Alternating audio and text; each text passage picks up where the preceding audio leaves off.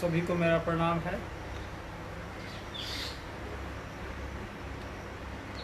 हर बार की तरह इस बार भी साहब अपने फेसबुक पेज के माध्यम से तमाम गुरु भाई गुरु बहनों से बात करेंगे। हमारे आपके बीच साहब आ चुके हैं। आप सभी से अनुरोध है कि जो लोग भी अब तक नहीं जुड़ पाए हैं फेसबुक पेज से, वो जुड़ने का प्रयास करें, लोगों को जोड़ने का प्रयास करें और साहब के इस पेज को शेयर करें और लाइक करें ताकि ज़्यादा से ज़्यादा लोगों तक यह पहुंच सके बात की। साहब आपसे तमाम गुरु भाई गुरु बहनों से फेसबुक पेज के माध्यम से बात करते हैं। एक चीज़ हम लोगों ने देखी है इधर लगातार कि कई लोगों का ये भी आ रहा था कि भाई फ्राइडे को ही साहब क्यों करते हैं फेसबुक लाइव। तो उस समय तो लॉकडाउन था, सारे कार्यालय बंद थे, तो फ्राइडे सैटरडे संडे कोई भी दिनों सब एक समान था। लेकिन लगभग कार्यालय पूरे देश में खुल गए हैं। तो हम लोगों ने साहब से इस विषय पे चर्चा की, तो साहब ने कहा ठीक है, अब से हम लोग इसको रविवार के दिन करेंगे और इस रविवार को छोड़ के अगले रविवार से हम लोग करेंगे, यानी 28 जून को करेंगे।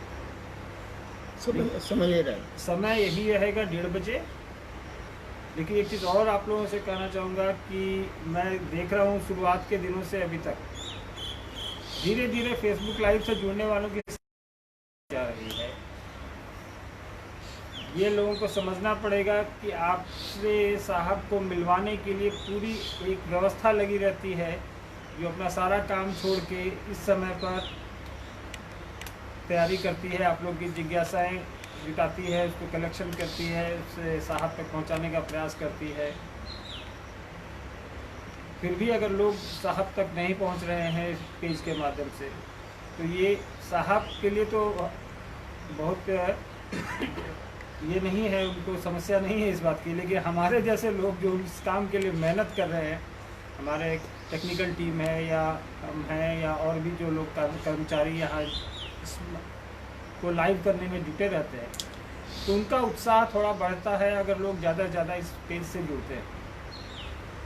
तो आप लोग प्रयास करिए कि अगली बार से थोड़ा ज़्यादा लोग साहब से जुड़े, लाभ लें। नहीं तो आप लोग जानते हैं साहब का स्वभाव, कब उनका फेसबुक पेज कहेंगे बंद करो, हमको नहीं आना है, तो फिर हम लोग कुछ कर नहीं पाएंगे उसमें। तो इसलिए लोगों को जोड़ने का प्रयास करिए, ज़्यादा से ज़्यादा लोग जुड़े, साहब की बातों को सुने और समझें। तो चलिए, ये तो एक बात थी पेज की, क्योंकि समय ऐसा है कि अभी साहब आपसे व्यक्तिगत तौर पे या कार्यक्रमों में रूबरू नहीं हो सकते, तो यही हमारे पास एकमात्र माध्यम है। हम लोग एक चीज़ और साहब से अनुरोध कर रहे हैं, अभी करेंगे इस पर हम लोग बात, कि आने वाले समय में कुछ ऐप ऐसे आए हैं जिससे कुछ खास लोगों से बात किया जा सके। 30 या 50 लोगों से बात होती है एक साथ, एक अलग अलग लोगों से। लोग व्यक्तिगत तौर पे साहब से बात करेंगे, करना चाहेंगे, तो हम लोग साहब से अनुरोध करेंगे कि ऐसी एक टीम हम लोग बनाएं जिसमें चुनिंदा 30 या 50 लोग साहब से बात कर सकें या साहब उनसे बात कर सकें। तो एक प्रस्ताव हम लोग देंगे, अगर आप लोग इस पर सहमत होंगे तो इसका आप लोग व्हाट्सएप ग्रुप या फेसबुक पेज पे भी लिख सकते हैं कि हम लोग का प्रस्ताव सही है कि नहीं। अगर ठीक लगेगा आप लोगों को तो साहब तक हम लोग अपनी बात पहुंचाएंगे। अभी 2 दिन पहले दीदी की पुण्यतिथि थी, 15वीं। सब लोगों ने अपने अपने घरों में मनाया, ज़्यादातर लोगों ने साहब की बात सुनी, कोई कार्यक्रम नहीं किया आप लोगों ने, ये बहुत ही अच्छी बात है। कि कोरोना का ये जो समय चल रहा है, अब बच के रहने की ज़रूरत है। फिर भी कई एक जगहों से सूचना आई कि लोगों ने मंदिरों में और कई जगह कार्यक्रम किए, अखबारों में भी आया। तो ये अच्छी स्थिति नहीं है। अगर आपको इन चीज़ों को नहीं मानना है तो इससे गलत संदेश जाता है कि हम लोग शिव के शिष्य लोगों तक अपनी बात पहुंचाते हैं, शिव की बात पहुंचाते हैं, लेकिन जो सब अभी का सामाजिक अभी की व्यवस्था चल रही है कोरोना की वजह से, उसको नहीं तोड़ना चाहिए। शिव शिष्यों की बदनामी होगी, साहब की बदनामी होगी और आपके गुरु की बदनामी होगी। तो कई एक लोग, मुझे कहना नहीं चाहिए यहाँ पे कुछ लोगों को है कि चर्चा की बीमारी हो गई है, बिना उसके वो रह नहीं सकते, बिना भीड़ के वो रह नहीं सकते। तो वैसे लोगों को फिर मुझे सूचना आई कि वैसे लोगों को हम फिर आगाह कर रहे हैं कि ये काम न करें। सरकार ने अभी पूरी तरह लॉकडाउन खोला नहीं है, धार्मिक कार्यक्रमों पर रोक है, तो आप लोग इस तरह का आयोजन नहीं करें। फिर अनुरोध करता हूँ आप लोगों से, साहब भी सुन रहे हैं हमारी बात, आप लोग भी सुन रहे हैं, ये अच्छी बात नहीं है। अररिया जिला से लगातार शिकायत आ रही है, अभी मधेपुरा जिला से आई है, और भी कई एक ज़िले हैं जहाँ से आ रही है, अभी निरंतर शिकायत आ रही है कि लोग कार्यक्रम कर रहे हैं, साप्ताहिकी कर रहे हैं, मंदिरों में कर रहे हैं। दीदी नीलम की पुण्यतिथि आपके लिए जितनी ज़रूरत है, आवश्यकता है, या जितनी श्रद्धा है आपको, उतनी हम लोगों को भी है, सारे गुरु भाई गुरु बहनों को है। तो आप व्यवस्था तोड़ के सोचेंगे कि दीदी नीलम को हम लोग खुश कर लें या उनका आशीर्वाद प्राप्त कर लें, तो मेरी समझ से वो भी नहीं होने वाला, क्योंकि वो खुद गुरु भाई गुरु बहनों के और तमाम समाज की सुरक्षा और उसके बारे में सोच रखी थी कि पूरी दुनिया आगे बढ़े, सही तरीके से आगे बढ़े। तो उनकी सोच को अगर हम आप तोड़ेंगे तो ये उनका भी अपमान है, इस बात को हमेशा ध्यान रखें। और साहब का तो है ही, साहब ने खुद कई बार आप लोगों से कहा है कि वो काम मत करिए जिससे लोगों को दिक्कत होती है, समाज को दिक्कत होती है, आपको दिक्कत होती है, आपके परिवार को दिक्कत होती है। शिव की चेष्टा में साहब ने जो बताया है उतना ज़्यादा कुछ करने की ज़रूरत नहीं है। लेकिन कुछ लोग हैं जो साहब से 2-4 कदम आगे चले जाते हैं। साहब 4 महीने में अपने घर से बाहर नहीं निकल रहे हैं और आप हैं कि भीड़ इकट्ठी कर रहे हैं कई एक लोग। फिर से अनुरोध करेंगे कि आप लोग ऐसा नहीं करें, चर्चा करें लेकिन घर में करें, मोबाइल से करें, फेसबुक पे करें, व्हाट्सएप पे करें, या और भी सोशल मीडिया का माध्यम है उससे करें। हमारे आपके बीच साहब मौजूद हैं, हम चाहेंगे कि साहब आपके बीच आएँ। गौतम जी कैमरा साहब तक ले जाएंगे, आप सबको प्रणाम।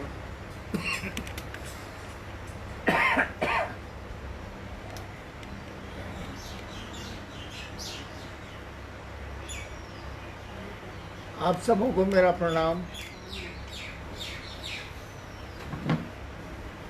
अभी हम लोग कोविड-19 से लड़ रहे हैं और सबको मिल के लड़ना पड़ेगा। और ये बहुत दुख की बात है कि हम ही लोगों में से कुछ जन क्षेत्रों में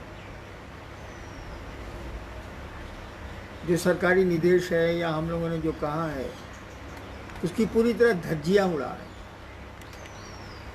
सूचना मिल जाती है, मुझको समझ में नहीं आता है कि गुरु चर्चा का आकर्षण इतना क्यों है। शिव के प्रति आकर्षण तो हमको नहीं लगता, चर्चा के प्रति इतना आकर्षण क्यों है? क्या सम्मान छिपा है इसमें? क्या सामाजिक वर्चस्व छिपा है इसमें? क्या कुछ राशियां छिपी हैं या धन छिपा है?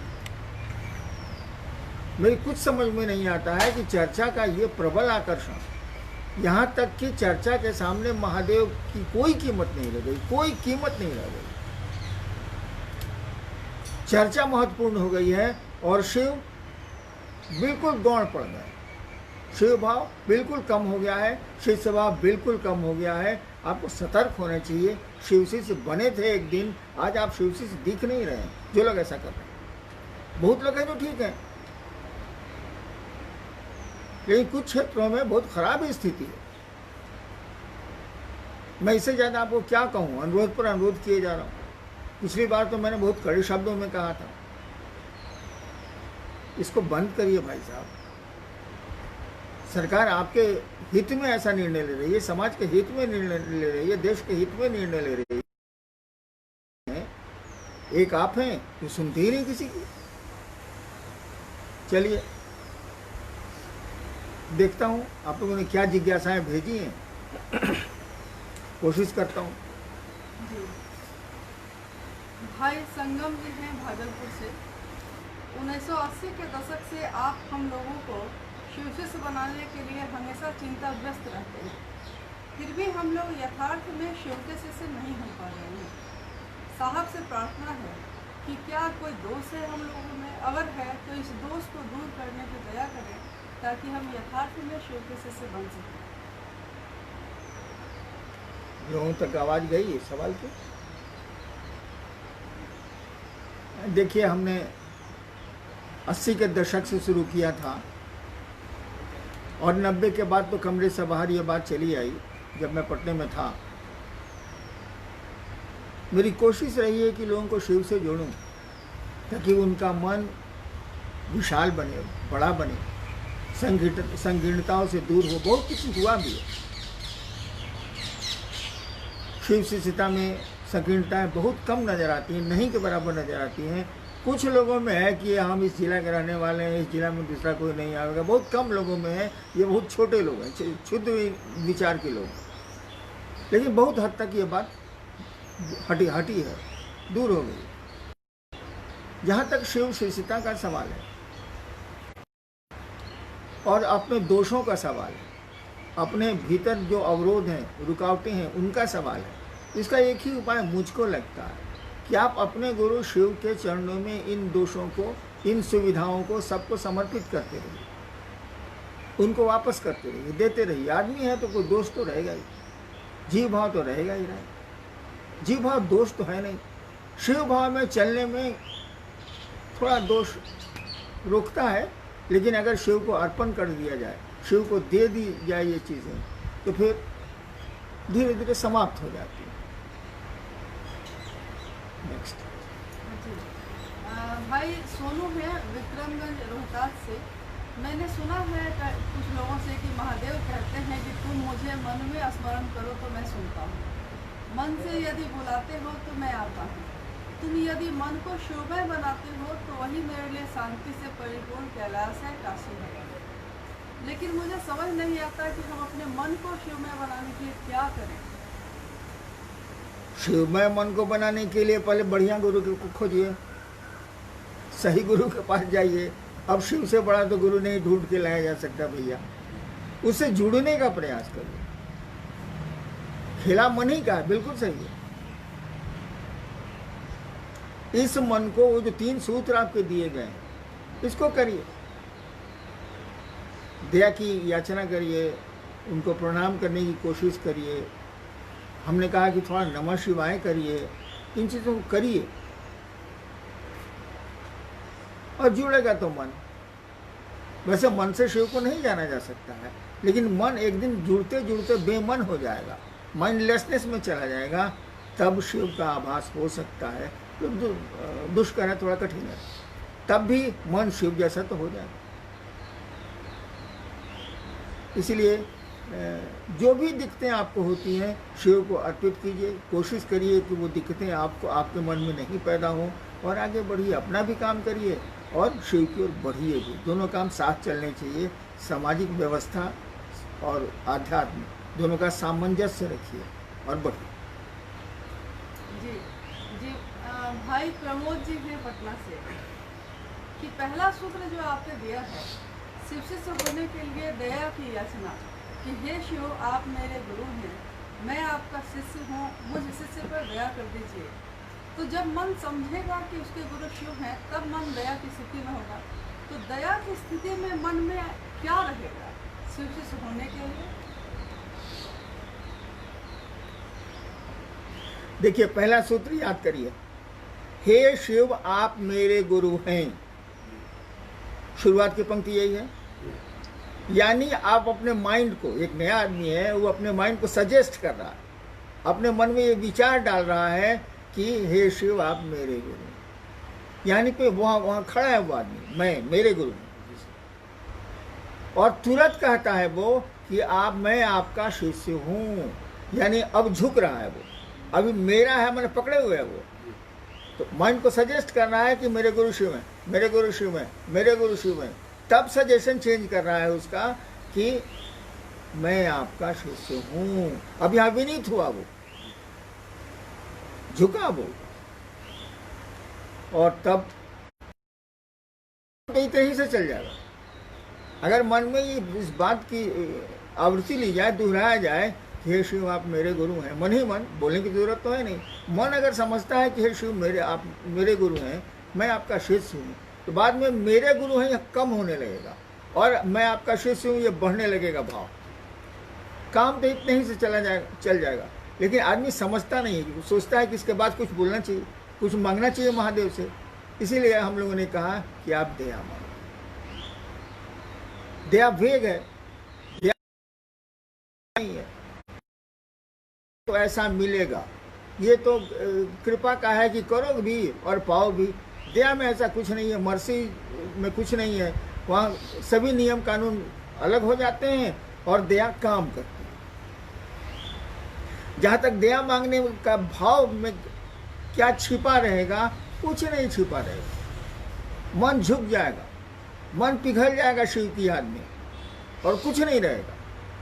और जान लीजिए, जब मन पिघलता है तो शब्द बंद हो जाते हैं, सोच बंद हो जाती है। आप देखिए, किसी को आप बहुत प्रेम कर रहे हो, बहुत आपका प्रिय पात्र कोई है, वो अचानक आपसे 10 साल के बाद मिल जाता है और आप वो दोनों पहचान लेते हैं। अकबका जाइएगा, कुछ बोल ही नहीं पाइएगा। कुछ देर के बाद तब फिर आपके विचार और आपके शब्द लौटेंगे, पूछेगा भैया तुम इतना दिन से कहाँ थे। अकबका गए आप, मैंने बोली आपकी बंद हो गई, कुछ सोच नहीं पा रहा है मन, करी ये कहाँ से मिल गया भाई 10 साल के बाद। तो शिव से दया मांगने की स्थिति में यही होगा, कुछ कोई विचार नहीं होगा, आवाज़ बंद हो जाएगी, आप विनीत हो जाएंगे, आप झुक जाएंगे, मन आपका पिघलेगा, यानी कड़ा नहीं रहेगा, अकड़ नहीं रहेगी। और जो अकड़ सकते हैं, जिनमें अहंकार है, वो शिव शिष्यता में आगे नहीं बढ़ सकते। देखिए, किसी को कोई बात आप कह रहे हैं, वो तुरंत पिनक जाता है, अकड़ उसकी बहुत ज़्यादा। तो अकड़ने वाले के लिए तो भक्ति भी नहीं है, अकड़ने वाले के लिए शिष्यता भी नहीं है। हाँ, इसको खत्म है, जीव भाव में है अकड़, तो इसको धीरे धीरे खत्म करिए, इसको धीरे धीरे महादेव के चरणों में समर्पित करिए। ये दोष है, वहाँ तो पिघलना जैसा कुछ है, जैसे बर्फ गलती है वैसे गलना जैसा कुछ है। ऐसी स्थिति में दया मांगने में कोई भाव नहीं रहेगा। अगर अकड़ है तब तो दया मांगी ही नहीं जा सकती, तब फालतू है, मुंह से मांग रहे हैं और मुंह से तो कोई काम होता नहीं आध्यात्म। बहन अनीता जी हैं हुगली बंगाल से। शिव भाव के जागरण हेतु सर्वदा यह स्मरण रखना चाहिए कि शिव मेरे गुरु हैं और गुरु दया ही लौकिक पारलौकिक चरमोत्कर्ष का रहस्य है। शिष्यानुभूति में आपने ये बात लिखी है, आपकी इस बात का अर्थ क्या है? शिष्यानुभूति का जिक्र आपने किया, उल्लेख किया आपने, वो पुस्तक है, यानी किसी शिव शिष्य की वो अनुभूति है। ठीक है, मैंने ही लिखा है, यानी उस शिव शिष्य ने जो अनुभूत किया है, जो भोगा है, उसको लिखा है उसने, उसका यथार्थ है वो। तो शिष्यानुभूति कहती है कि शिव की ही दया से, गुरु की ही दया से लौकिक पारलौकिक सभी उत्कर्ष मिलते हैं। उसका भोगा हुआ सत्य है ये।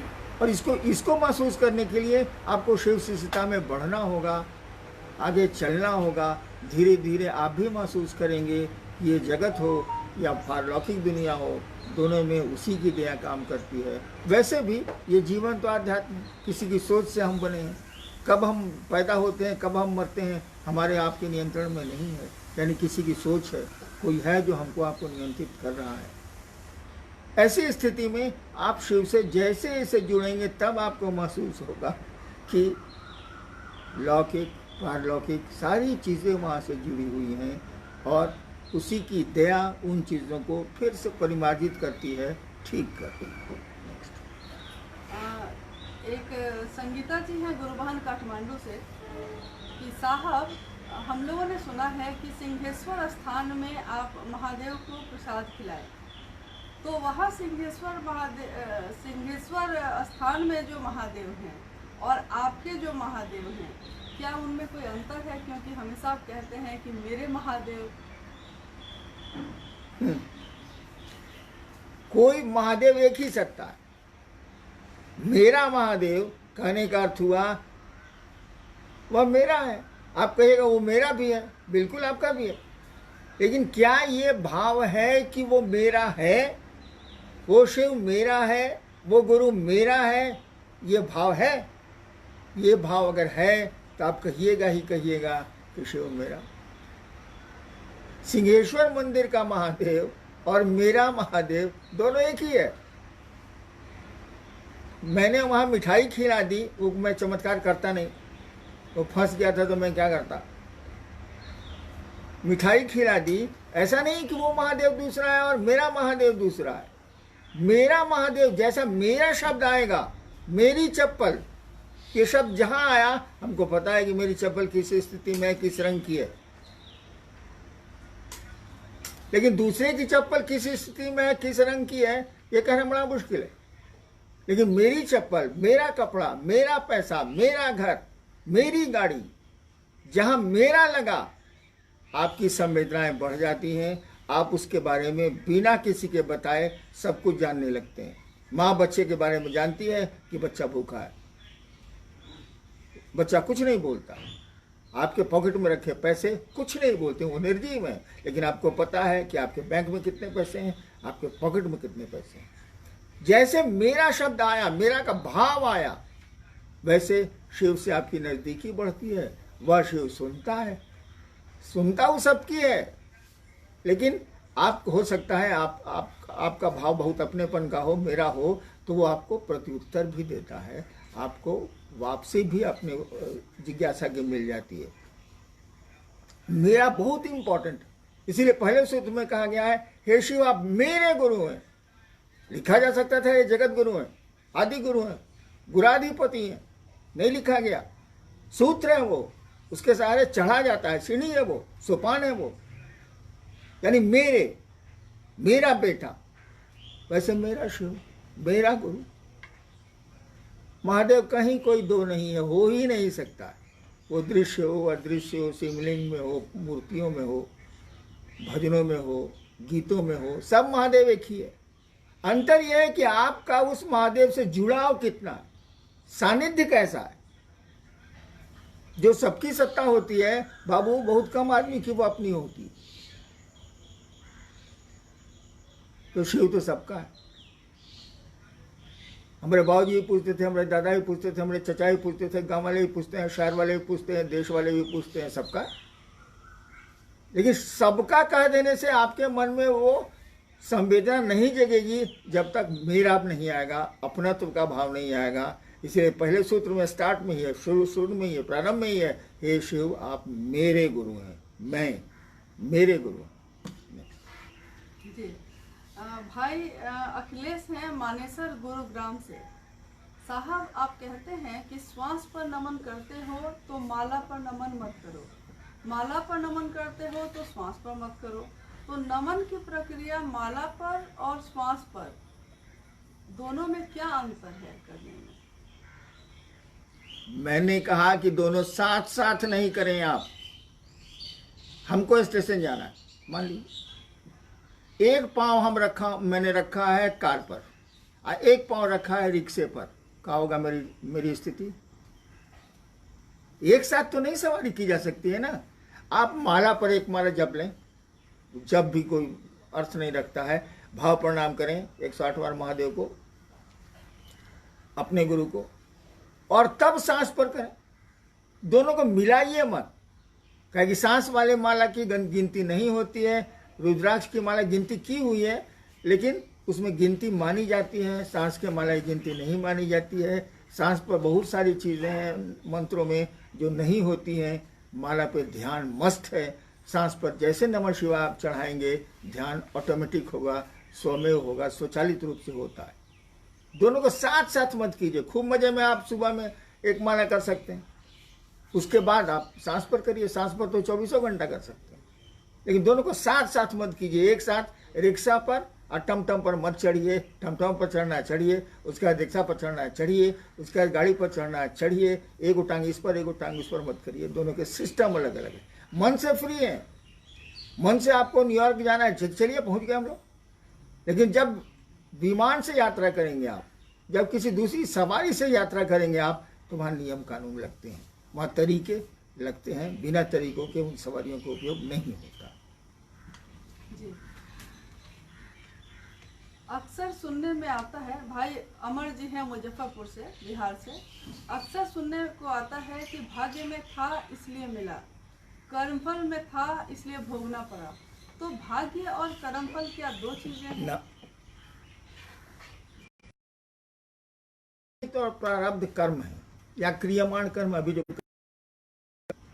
इसी के फलाफल को जोड़ के एक शब्द बनता है भाग्य। जैसे कर्म बंधन व्यक्ति के होते हैं पूर्व के, या उम्मीद की जाती है कि ऐसा ये कर्म करेगा, उम्मीदें भी की जाती हैं, उससे जोड़ के ये फलाफल निकलता है, इसी को बोलते हैं भाग्य। वह स्व कर्मों का प्रतिफल है जिसकी गणना होती है। गणना के बाद भाग्य, कोई भाग पढ़ सकता है, कोई नहीं पढ़ सकता। जी।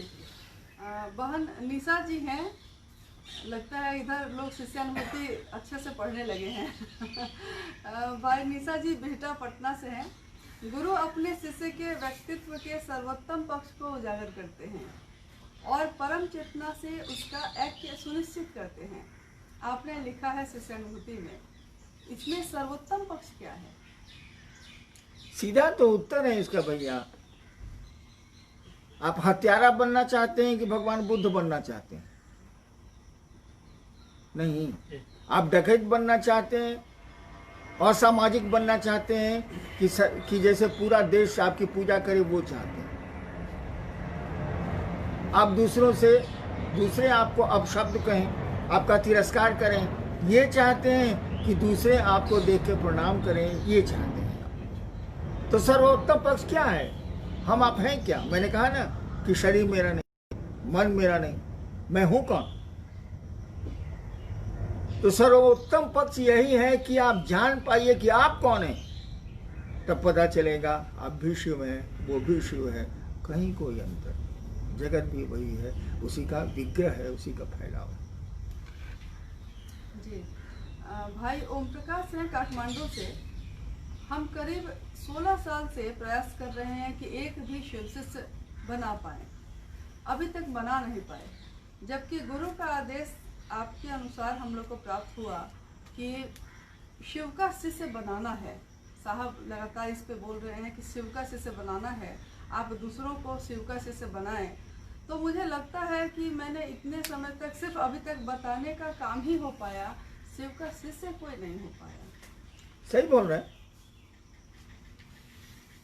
शिव का शिष्य एक मानसिक स्थिति है, शिव का शिष्य एक भावनात्मक स्थिति है, शिव का शिष्य एक संवेदनशीलता की स्थिति है, वहां जुड़ाव की महादेव से स्थिति है।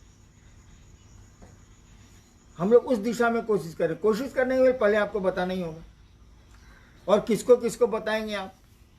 जहां संभव होगा वहीं ना बता सकेंगे आप। ठीक है, फेसबुक पर मैं बोल रहा हूं, आप सुन भी रहे हैं, लेकिन आपके मन में जो जिज्ञासाएं उठ रही हैं, जो भाव उठ रहे हैं, वो भाव तो मुझको संप्रेषित नहीं हो पा रहे, वो तो मुझ तक नहीं आ रहे। इसीलिए ये बकर बकर है। मैं फेसबुक को बकर बकर मानता हूँ। मेरे मोबाइल में फेसबुक है भी नहीं, मैं चलाता भी नहीं, मुझको आता भी नहीं। लेकिन क्या करें, लोगों का मैदानी क्षेत्र से अनुरोध आता है कि साहब कुछ बोलें, तो सारे मर जाएंगे तो क्या बोलेंगे हम? कम से कम आदान प्रदान हो विचारों का, तब ना उसको एक दिशा दी जाए। मैं बोलता हूँ, आप सुनते हैं।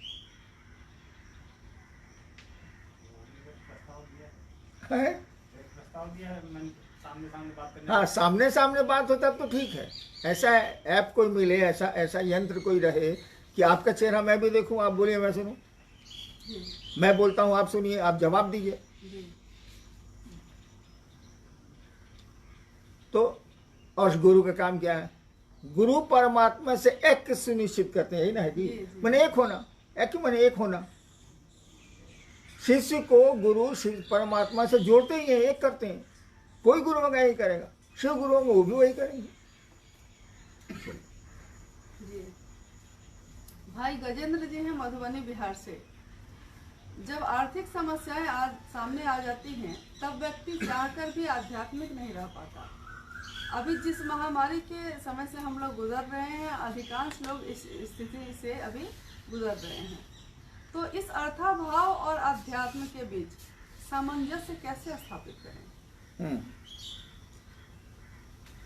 हर एक आदमी की जिंदगी में अर्थाभाव का दौर गुजरता है। एक स्थिति आपकी उम्र में ऐसी आएगी कि जब आप कुछ करने लायक नहीं होंगे, और बेटा लोग तो बाबू बम्बई या अमेरिका चला जाता है, बुढ़वा बैठा हुआ है, उसकी बीवी है तो ठीक है, नहीं तो बुढ़वा खो खो कर रहा है। अगर हम लोग की तरह सरकारी नौकर हैं आप तो 70,000 पेंशन मिल जाएगा तो चलिए रोजी रोटी चल जाएगी। वो भी हम सुना है कि साला बेटवा ले जाता है, पेंशन ले लेता है, अचार को केला बाप को थमा देता है कि जा तू खा। तो ये स्थिति तो आनी है, सबकी आती। आप कहीं भी चलें तो कुछ अच्छी सड़कें, कुछ खराब सड़कें मिलेंगी ही मिलेंगी, जिंदगी का यही हाल है। लेकिन शिव गुरु से जुड़ जाएंगे आप। कोई भी समस्या हो, वर्ष की समस्या हो, जागतिक समस्या हो या पारलौकिक समस्या हो, कोई भी समस्या हो, आप गुरु से विनती करिए, धीरे धीरे बेसिक नीड्स तो पूरे हो जाएंगे, मूलभूत आवश्यकताएं आपकी पूरी हो जाएंगी। अब फुटानी करना चाहते हैं तब तो भैया कोई उपाय नहीं, तब तो कोई उपाय नहीं। बेसिक नीड्स, भोजन चलेगा, कपड़े मिलेंगे, बच्चे खाएंगे, स्कूल जाने की जरूरत होगी तो स्कूल जाएंगे, पत्नी ठीक पहनेंगी वो। लेकिन आप कहिएगा साला सिल्क का कुर्ता पहनते, पैजामा झाड़ते निकलते, लोग देखता है कि हाँ भाई वह आ रहा है। ये नहीं हो, ये आपने कमाइए खाइए। जब व्यवस्था बिगड़ेगी तो फिर आप भी उसी तरह से फटी गंजी पर उतर जाइए। आपकी बात नहीं, मैं अपनी बात भी कर रहा हूँ। मैं दंडाधिकारी था, आपको मालूम है। 1987-88 की बात, पूरा 82 से लेके 88-90 तक मेरे बड़े पुत्र भी बोल रहे थे, ये उस समय थोड़े बच्चे थे लेकिन उनको याद होगा।